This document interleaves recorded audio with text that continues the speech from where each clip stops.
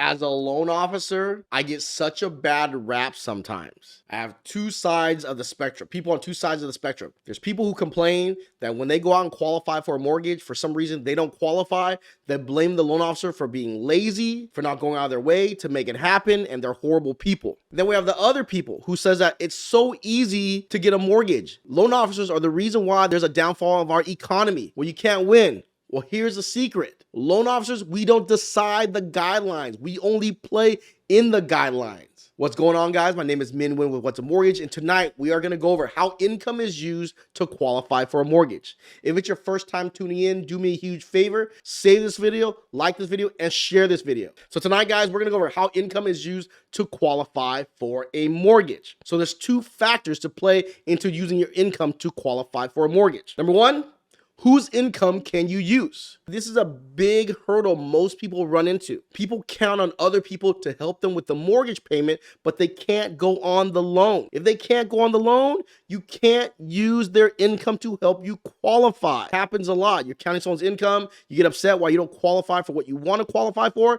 because the other person can't go on the loan. And the second part, once you figure out who can go on the loan, how to calculate that income, even though you can afford the payment. When the bank looks at your history of how you make your money, they don't see the consistency to give you a specific income amount. And then they cut your income and you might not be happy because you don't qualify for what you want. So those are the two factors that play a huge part in qualifying for a home. These two factors, like I said, the loan officers do not control the guidelines that are created. Fannie Mae, Freddie Mac, and Ginnie Mae, they create the guidelines. Loan officers, we live inside the guidelines. So let's go over whose income can you use. People reach out to me, they get so upset with me. Oh my gosh, man, you don't know what you're doing. Loan officers, if you're watching this, you get that complaint too. Oh my gosh, I make way more than this. I can make this payment with my eyes closed. But a lot of times, people who are going to help with the mortgage payment can't go on the loan. You add your brother or a friend who's going to be helping you with the mortgage payment, but they can't go on the loan. So you can only use the income of the people who are going to go on the loan. Remember that. Also, they must pass the citizenship test. They must be a United States citizen, a permanent residence here on a visa or DACA, Deferred Action of Childhood Arrival. Once they pass the citizenship test, next, they got to pass the credit test. You must have the right credit to go on the mortgage. If you're going to go with a government loan, you need at least a 580 credit score. I know you can go under 580 for a government loan, but nowadays with these manual underwrites and it's a seller's market, not a lot of sellers are going to accept manual underwrite. You want to go with an automated underwrite. So you need at least a 580 credit score with a government loan. With a conventional loan, you need to have at least a 620 credit score to go on the mortgage. And on jumbo, you want to have a 680 score. 620 conventional, 680 jumbo. Once you pass the test, the residency test, you pass the credit test. And remember, on government loans, must you include your spouse's debt. And that happens a lot. A lot of times when people qualify for a mortgage, they can't add their spouse because their spouse either has bad credit or too much debt and you're not trying to include them. But when you tell a loan officer what you qualify for, you also tell the loan officer the income of your spouse. But your spouse can't go on the loan. But remember, you got to add the spouse's debt on a government loan. So you're going USDA, VA, or FHA, you gotta add the spouse's debt, even though they're not gonna go on the loan. And that right there can knock you out from qualifying. And with a VA loan, remember, if for some reason you can't add your spouse and you gotta add their debt, you cannot add a cosigner. Because on veteran loans, only cosigner you can have is your spouse, unless you can add another veteran if they meet the VA loan requirements. That's the only time you can add a cosigner, another person onto a VA loan. So remember these rules before you start budgeting a mortgage payment, before you start falling in love with the house. You got to understand whose income can go on the loan. If you don't understand whose income go on loan, you're sitting there and you're budgeting for something and you get all excited because, I can afford that payment. That payment's easy. But if they can't go on the loan, then you can't afford the payment. You can afford it, but they can't budget for that payment or help you qualify. So cut your loan officer some slack here. Now you know the people who can go on the loan. The next step is, what income can you use? There's income you can use, and then there's income you cannot use. Let's talk about the income you cannot use when you're qualifying for a mortgage. Let's say they meet the residential requirements. They meet the credit requirements. And now they got to meet the income. Remember, you can only use income. I keep beating this in. The reason why it happens so often. Oh my God, you don't understand how it happens at least like 4 or 5 times every week. Someone who's not going to go on the loan, you can't use their income. Now you want to use their income. They got to have a 2-year work history, a current 2-year work history. If they don't have a 2-year current work history, you cannot use their income on the loan. The only exception is they graduate from school. In the school history, the transcripts makes up the work history. Let's say you went to nursing school or truck driving school.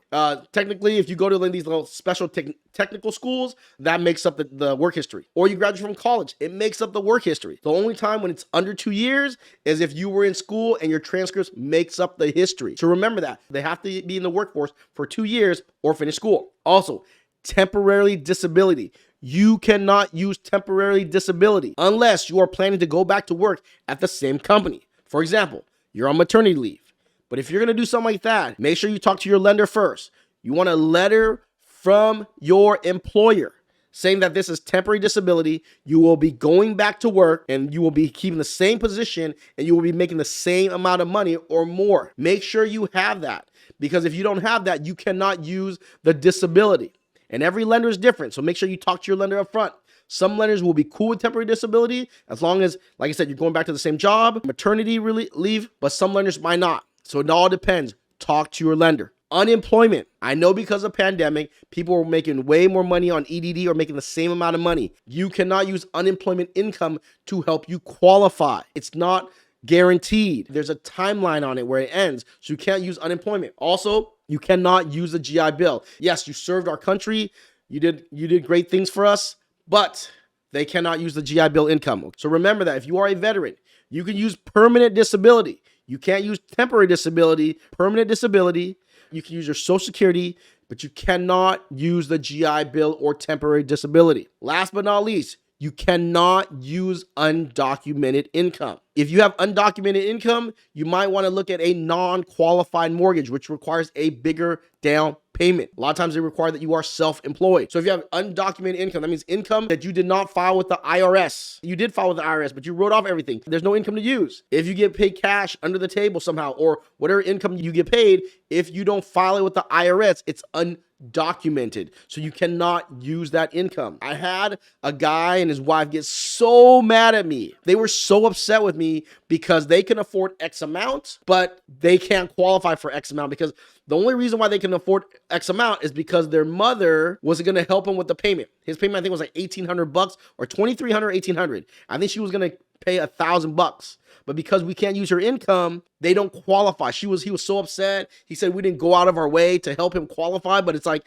I can't use income. But in his mind, he has good credit. He's convinced I can make this payment. Everyone else is loaning me money for credit. Why won't you loan me money for a house? Man, we went above and beyond. We can't get this guy qualified. Also, if you are a wage earner and you did not file with the IRS, guess what? That is not undocumented because your employer has filed with the IRS. So if you are a wage earner and you did not file your tax returns, you can still buy a house. If you owe the IRS money though, you'll see it in your credit report. As long as you're making monthly payments, you can still qualify. So that right there is the undocumented income you cannot use when you want to buy a house. So if you have any type of that income, you might want to think twice, hey, I might want to look for a cosigner right now. I don't recommend it unless you can make the payment, but for some reason, because of the undocumented income or the non-qualified income, you might have to add that cosigner. Now, let's talk about the 4 types of income you can use to qualify to buy a home. Guys, do me a favor. If this information is valuable, save this video, share this video, and like this video. If you're not subscribing, hit that subscribe button. So, the 4 types of qualified income. Number 1, fixed income. It can be taxable or non-taxable. That means it's fixed every month. There could be little increments, but it's typically fixed. It can be taxable or non-taxable. Retirement income, 401k, your pension, annuity. If it's government ordered or court ordered, Social Security, child support, alimony, permanent disability, or if you want a lawsuit and you're receiving money every month, you can use that income. But remember, you must prove that you're going to get the income for at least 3 years or more. So if you're getting child support and your kid is 15, they cannot use that income unless there's a document that says that you will keep getting child support after the child turns 18 because they go to college. If you're not going to get it past 18, you cannot use the income. Typically, with court order, document order, you're going to get an award letter. Also, the lender's going to check your bank statements. Unless it's Social Security, a lot of people who have Social Security might not have a bank statement. They might get a check and they might cash it. They're going to ask for the check stub. Award letter, a bank statement for proof receiving the money in the last 2 months. It's important that you know that because it happens a lot, especially with court-ordered fixed income. If the document says you're receiving $4,000 a month and you receive $4,000 a month, they're going to check your bank statements, you're fine. But if you're receiving $4,000 a month, but you're only receiving $3,000 a month, guess what? They're going to only let you use $3,000 a month for income. Also, if you're receiving $4,000 a month, but someone is giving you $10,000 a month, you can only use the $4,000. They're only going to let you use worst case scenario. The second type of qualified income, rental income. If you went out and you bought a property to rent, you can use rental income to help you qualify for that payment of that rental property. If you own a home and you're going to be vacating that to buy a new home, owner occupied, the home you're vacating, you can use rental income to help you qualify. It is rare someone will qualify with their current mortgage and their new mortgage. So the lenders will let you use vacating rent. You can use existing rental income. This is the income that shows up on your tax returns. Rental properties that you've owned before. Remember, it has to show up on your tax returns. I see a lot of people writing off everything. If you write off everything, guess what? There's no rental income. Make sure that there's income on there and they're going to see by your tax return. Another one, border rent, aka rooms for rent. You cannot buy a home and say you're going to rent out these 2 rooms and have that rent help you qualify. But if you have a property that you own, owner occupied, and you rent out rooms and you claim it on your tax returns for 2 years, you can use that rental income when you're buying another property or you're refinancing your current property. You must have proof. Airbnb, which is a hot thing right now. That Airbnb income must be on your tax returns. So you're buying a property and you say it's Airbnb. Typically with Airbnbs, there's a higher rental amount. You can't use that dollar amount yet until you see it on your tax returns.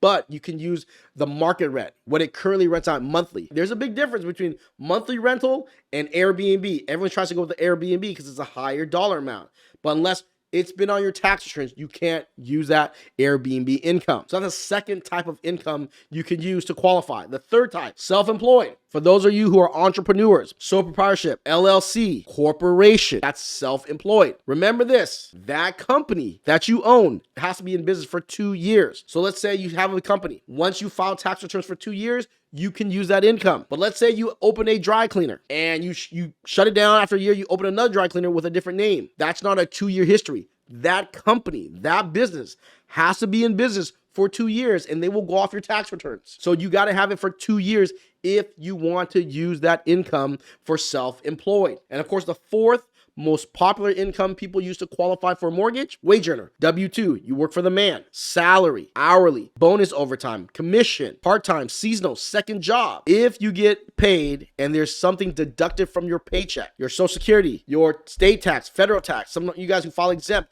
at least state tax is still taken out. You are a wage earner. It's the most popular income.